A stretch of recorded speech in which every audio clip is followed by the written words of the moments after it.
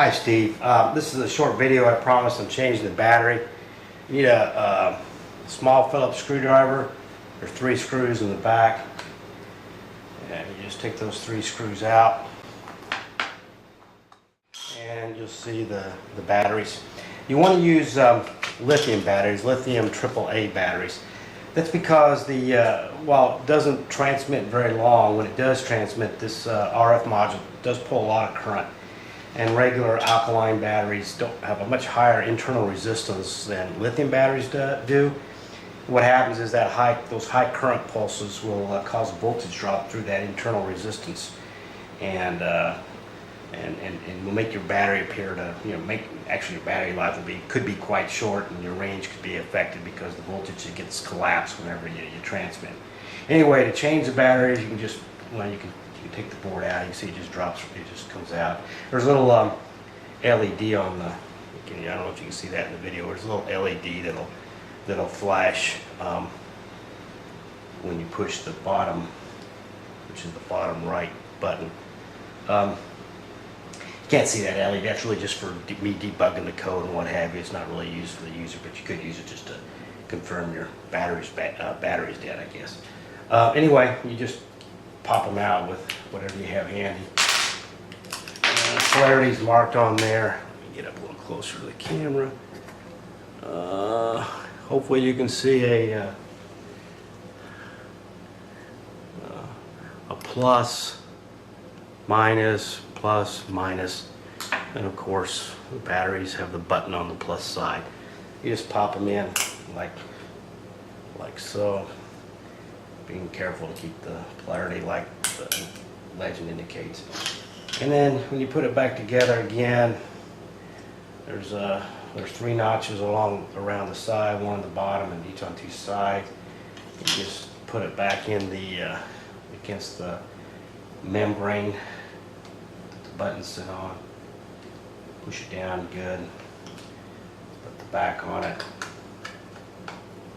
And check around the edges that you didn't get the rubber squished wrong.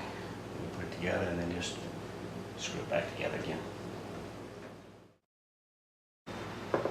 Hi Steve. I thought while I was making these videos I'd show you how to, if we ever needed to change one of your LED cards, for example, to give you new firmware, how you would do that. Don't see any need to right now, but I am going to change the firmware for the NAFA guys to take advantage of some of the extra buttons on the new remotes. But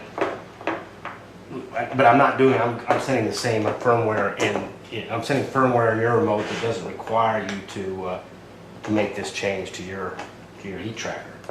But in the future, if there's features that you'd like to take advantage of, then this is what you'd have to do.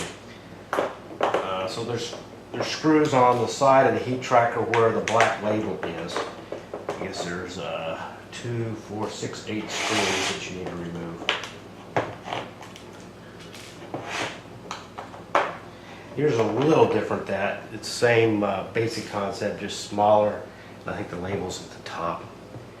Anyway, you just remove this front piece of plastic,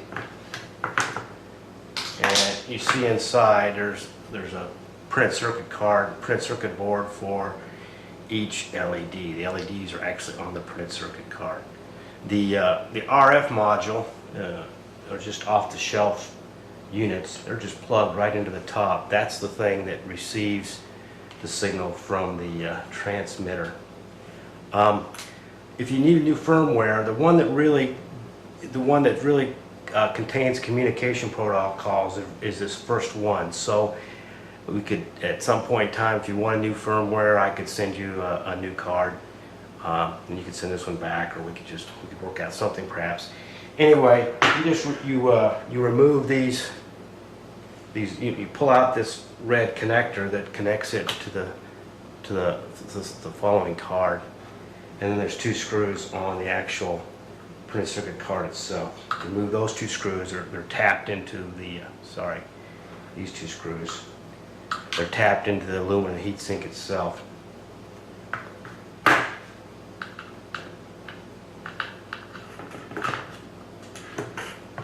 They're not the same as the other screws. They're, I believe they're 2.5 millimeters.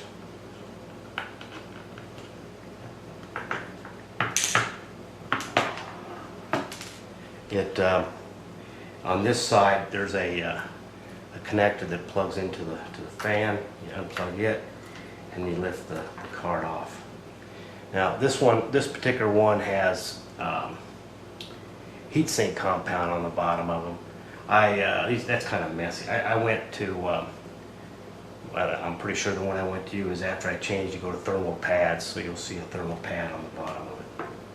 So this has a microprocessor on board that has code, firmware, that I can change to have more functionality.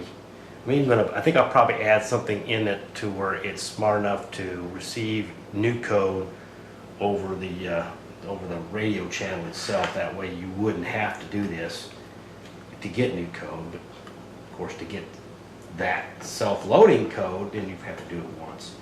And you just reverse this process to put it back. Put the card on there.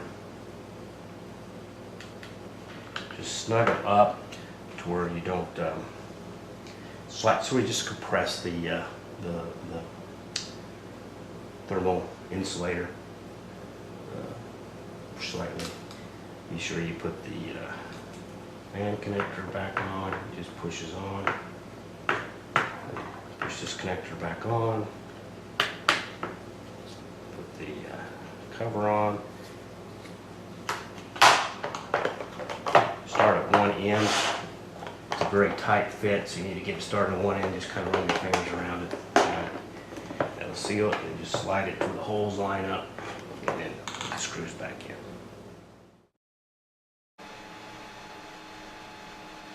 Hi Steve, this is a video to show you what the buttons on the new remote do. There's only 5 of them that are ever active. They map to the same 5 buttons you have on your small remote. And the one in the middle is this is the left button, means win left. This is the right button in race mode, means win right, etc. Let's just go through them. Some of the buttons are only work in one mode or the other. The one that always works is the button that switches you between config mode and race mode. That's this lower right hand button. Blue, any blue on there, blue and yellow means you're in pick a race format mode, and if you see white, bright and dim, or all bright white lights, then that's in the race mode. And once you're in configuration mode, then the only 2 buttons that are now active are the top 2. And those let you cycle through the various race formats. You can cycle either up through them or down for them. Really, hindsight, I don't know that I should have dedicated 2 buttons to that, but in this mode we had, even with the other fob, we had more buttons than we need to do, so that's the way it works.